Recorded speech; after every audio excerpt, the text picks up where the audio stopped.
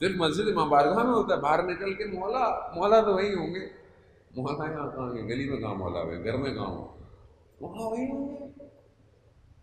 ہم نے بھی تو امام کو امام بارگاہوں میں اور رضا خانوں میں رکھ دیا نا، ہم نے تو کہ امام امام ہر جگہ ہے، امام ہماری ہر عمل ہمارے عمل کو دیکھ رہے ہیں، سن رہے ہیں، دیکھ رہے ہیں، یقین کتنا ہے جب میں پھنستا ہوں امام نکالیں گے کیسے؟ آیت اللہ شمس الدین اپنی کتاب میں بیان کرتے ہیں ایک تاجر کا، تہران کا،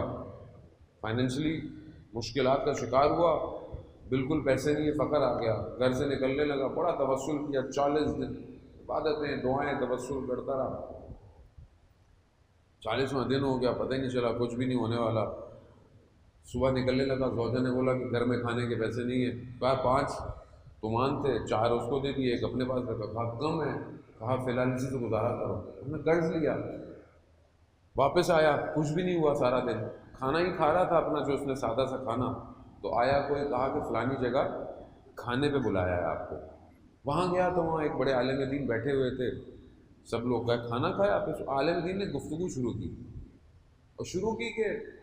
نجف میں ایک طالب علم تھا اور مالی طور پر مشکلات کا شکار تھا، سید تھا، اس نے سنا ہوا تھا 40 دن امام کو عریضے لکھو تو حالت تبدیل ہو جائے گی، کہا 40واں دن گزر گیا اور 40واں ہی دن تھا، گھر میں بیٹھا ہوا تھا، کوئی نہیں تھا گھر میں، آواز آئی سید حسن، تو میں نے کہا کہ گھر میں تو کوئی ہے نہیں، ایسی میرا وہم ہوگا، دوبارہ آئی سید حسن، تو میں نے کہا کہ آواز تو مجھے ہی آ رہی ہے، مجھے کوئی نظر نہیں آیا، پھر آواز آئی سید حسن، تم کیا سمجھتے ہو ہم تمہارے احوالات سے بے خبر ہیں، ہمیں تمہاری خبر ہے؟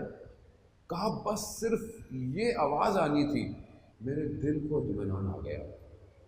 اور اس دن کے بعد میں اپنے مالی معاملات میں کبھی پریشان نہیں ہوا۔ کہہ رہے جب کہ میں نے واقعہ سنا تو میں سمجھ گیا یہ عالم دین مجھے سنا رہے ہیں، یہ مجھے سنا رہے ہیں، کہہ رہا میں اس دن کے بعد سے لے کے کبھی میں نے اپنی مالی مشکلات کا اظہار کسی سے نہیں کیا۔ ہوتا کیا ہے، ہم بعض اوقات اپنی زندگی میں، جیسے ہمیں بھی بہت سارے لوگ کہتے ہیں مولانا یہ دعا پڑھ لی، یہ عمل کر لیا، فلانا عمل کر لیا، یہ ہو گیا، کام ہی نہیں ہو کے دے رہا۔ ہم بالکل اس چھوٹے بچے کی طرح، چھوٹا بچہ ہوتا ہے نا جو آگ میں کھیلنے کی کوشش کرتا ہے اور آپ اس کو کہتے ہیں نہیں بیٹا یہ الیکٹرک سوئچ میں انگلی نہیں لگاؤ خطرناک ہے، لیکن پھر وہی جاتا ہے، پھر وہی جاتا ہے، آپ منع کرتے ہو۔ ہماری حالت وہی ہے کہ ہم بعض اوقات ضد کرتے ہیں خدا کی بارگاہ،